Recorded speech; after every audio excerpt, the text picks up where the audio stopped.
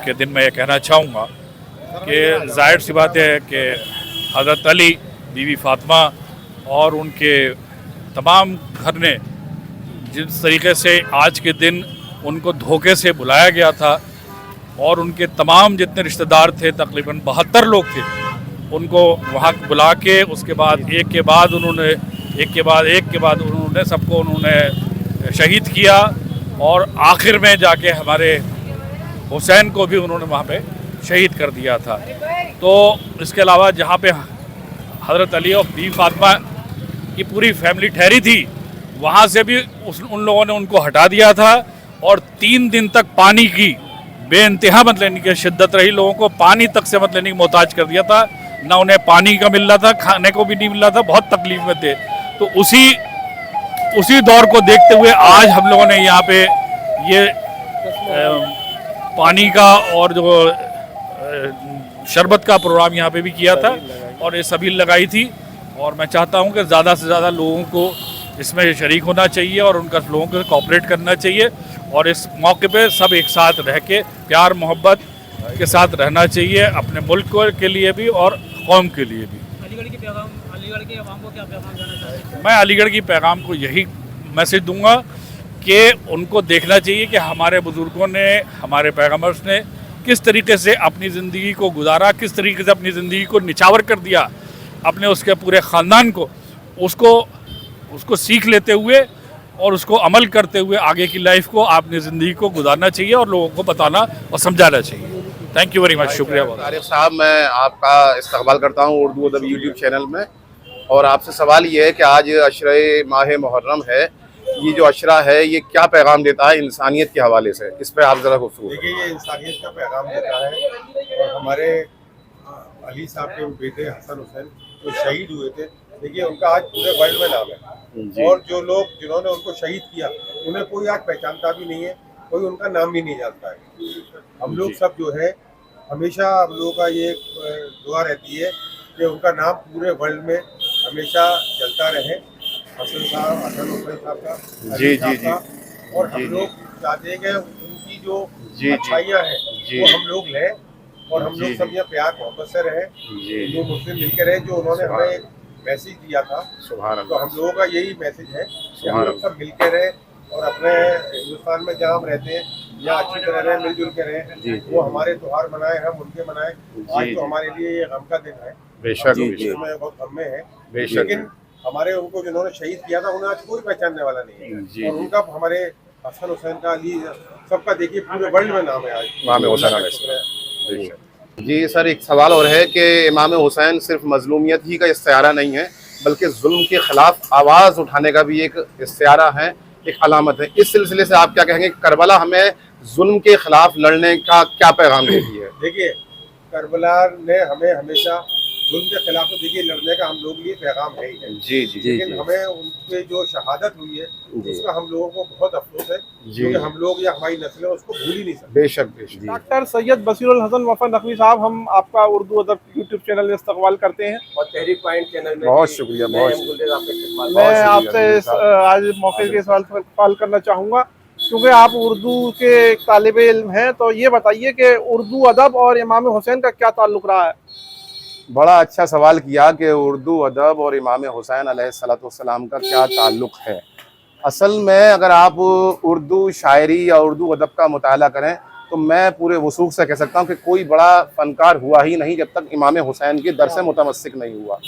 कोई बड़ा शायर हुआ ही नहीं जब तक इमाम हुसैन से के दर से उसने अपनी फ़िक्र को मुंसलिक नहीं किया। आप किसी भी शायर को उठा के देख लें, हम कुली कुतुब शाह से लेकर चलते हैं आमतौर से, तो आप देखें कि उनकी शायरी में, उनकी गज़ल में, गज़ल के ख़ास तौर से मक़तों में इमाम हुसैन की मोहब्बत की जो चिराग रोशन है उनको अल्फाज में बयान करना, उनकी तशरीह करना, मैं समझता हूँ कि इंतहाई एक दक़ीक़ मरहला होगा। लेकिन आप देखें कि उससे आगे जब सिलसिला बढ़ता है तो वली औरंगाबादी हों, सिराज औरंगाबादी हों, या इसके अलावा हमारे क्लासिकल शुराओं ख़ुसूसन मीर तक़ी मीर या सौदा, ये तमाम अफराद वो रहे हैं जिन्होंने गज़ल के हवाले से इमाम हुसैन से तमस्सुक हासिल किया और ज़िक्र करबला इस्तिआरात की सूरत में, अलामात की सूरत में किया।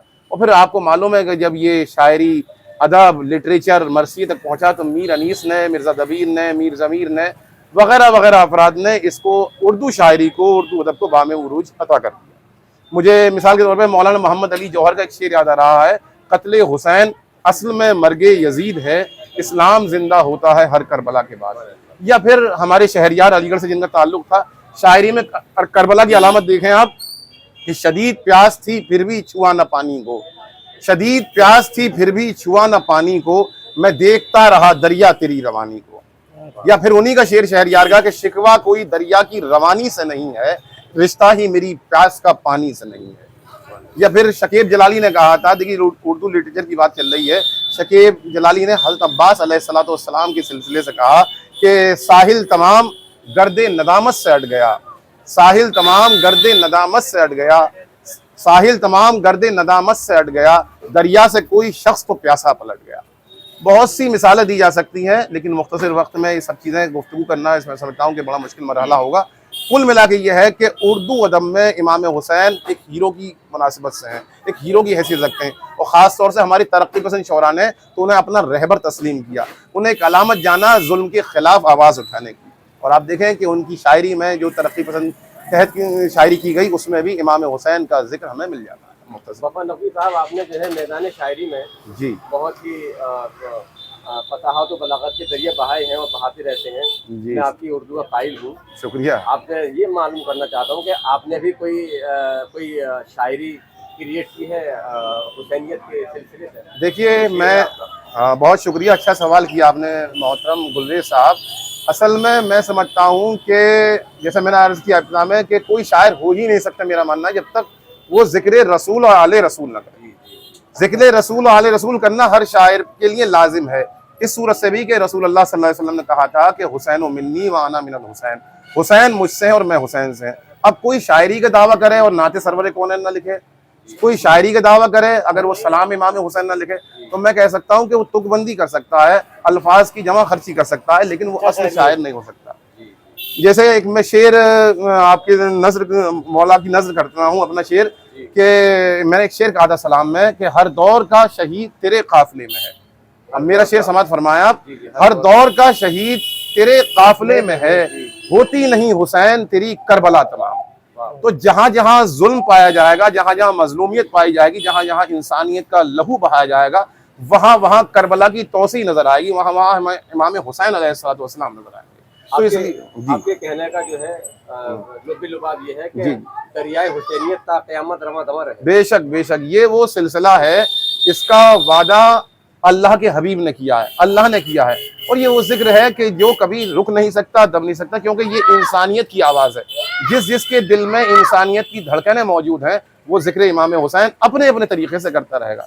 इसमें तरीके की कोई कैद नहीं है, कोई किसी तरीके से याद करेगा, कोई किसी तरीके से याद करेगा, कोई नजर और नियाज के सूरत से याद करेगा, कोई मातमदारी सीना जनी के जरिए से याद करेगा, कोई ये सिर्फ एहसास करके याद करेगा कि इमाम हुसैन के साथ करबला में जो जुल्म हुआ उसको कतई गवारा नहीं किया जा सकता। अपने अपने तरीके हो सकते हैं, लेकिन मैं समझता हूँ कि मोहब्बत अहले बैत किसी इंसान के दिल से कभी जा ही नहीं सकती, किसी फनकार के कलम से कभी दूर हो ही नहीं सकती। वफा नकवी साहब, एक सवाल और है जी जी अपने चैनल के हवाले से। जी जी जी जी मैं समझता हूँ कि आप उसको जरूर देखते हो। बिल्कुल बिल्कुल देखते हैं थोड़े तो लफ्ज़ बोल दीजिए आप जी। चैनल के बारे में। देखिए, तहरीक अदब जो आप जो चैनल लेकर चल रहे हैं, मुझे सबसे बड़ी इस बात की मुसर्रत है कि आप इसको सरसैयद तहरीक से लेकर चल रहे हैं, अलीगढ़ तहरीक से लेकर चल रहे हैं। आज की नस्ल को ये बताना ज़रूरी है कि उर्दू लिटरेचर पर या आलम इंसानियत, में जुमला कहूँगा, आलम इंसानियत पर सरसैयद का क्या एहसान है, सरसैयद तहरीक ने क्या अमल अंजाम दिया। देखिए, मुझे याद आ रहा है किसी का जुमला कि आज के दौर में सरसैयद जैसा कोई पीर नहीं है। वो किस लिए कि न जाने कितने लोग अलीगढ़ मुस्लिम यूनिवर्सिटी से फैज़ हासिल कर चुके हैं, न जाने कितने लंगर यहाँ पे लुटाए जा रहे हैं, और न जाने कितने जो गुरबा हैं यहाँ से अपने लिए सरमाया हासिल कर रहे हैं। तो सर सैयद अहमद खान का एक वाज़ेह पैगाम था, इंसानियत का पैगाम, मोहब्बत का पैगाम, और ख़ास तौर से उर्दू अदब की जो तरवीज की है वो सर सैयद अहमद का उसमें बड़ा रोल है। और ये सब सिलसिला कहाँ से मिला? इमाम हुसैन से ही मिला, क्योंकि सर सैयद खुद सैयद थे, रसूल आले रसूल के दर से जुड़े हुए थे, और नाम भी उन्होंने रखा अलीगढ़ मुस्लिम यूनिवर्सिटी।